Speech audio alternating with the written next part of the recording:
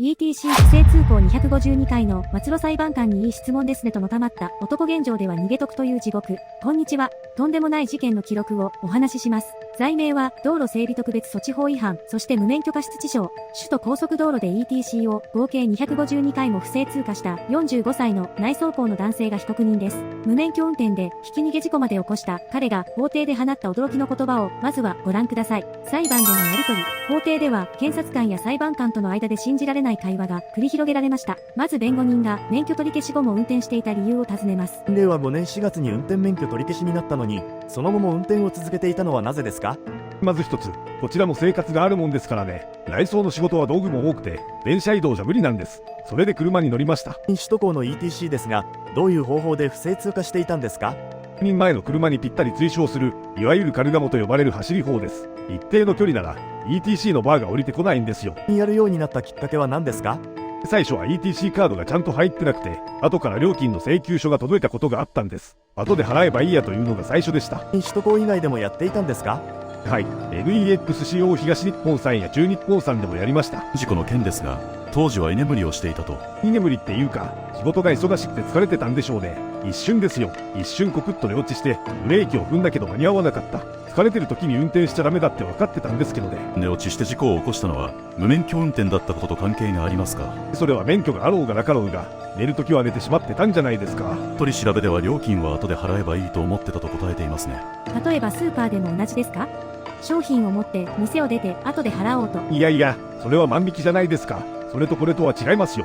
さっきも言った通り、ETC を偶然通過して、後から払った経験が頭にあったんで。今回の起訴内容だけで、首都高の不正通過は252回にも上ります。この数字を聞いてどう思いますか？どうって言われてもね、数えてたわけじゃないし、そんなにやってたかって他人事みたいですけど、ありえないなと。結局、料金を払わなかったのはなぜですか？まあ、手持ちがないんでね。払うお金の当てはあったんですか？なくはないですよ。なくはないけど、はっきりあったのかと聞かれるとね、まあなんともね、言えないですね。当てもないのに、後で払おうと思ってたんですか？それは、いい質問ですね。請求額は総額いくらになるか把握していますか？把握できてないですけど、確定してないところが数十箇所あって。また無免許運転や不正通過をすることはありませんか？数気もないです。もう車を使わない仕事だけにしてますんで。被告人のふてぶてしさが際立ちます。免許があろうがなかろうが寝るときは寝るんじゃないですかね。料金を払わなかった理由は手持ちがないんでね。払う当てはあったのかと詰め寄られるとそれはいい質問ですね。まるでテレビ番組のように裁判官の質問を評価し、最後までまともに答えませんでした。判決の相場。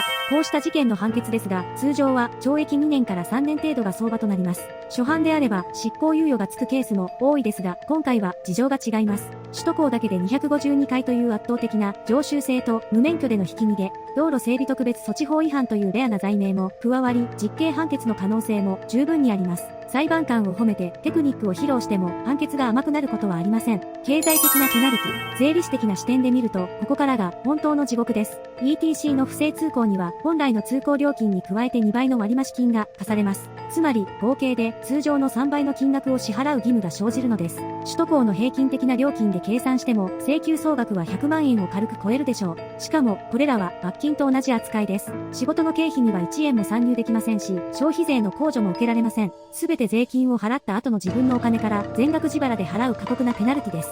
実際には逃げ得という現実。しかし、ここに日本の司法の大きな限界が潜んでいます。もし彼に貯金も不動産も資産もなければ、物理的に1円も回収できないからです。自己破産をしても国に納める罰金や重過失による賠償金は免除されません。一生借金を背負って銀行口座も持てないような生活が続くことになりますが、開き直ってしまえば事実上の逃げ得になってしまうのが今の制度の現実です。刑務所はコスパが悪い。では、払えないなら刑務所に入れればいいのかというと、話はそう単純ではありません。受刑者1人を収容管理するコストは年間でおよそ300万円の公費がかかります。100万円の通行料を回収するために300万円の血税を投入する。これでは経済的な合理性が全くありません。道路会社への弁済も進まず、ただ税金だけが消費されていく。まさに社会全体が損をするコスパの悪いシステムと言わざるを得ません。低コストの解決案。そこでコストをかけずに再犯を防ぐ方法が検討されています。1つ目は、スマホの GPS と顔認証を使った24時間の移動監視。2つ目は、雇用主や元請け業者に無免許者の管理を義務付け、民間から包囲網を作ること。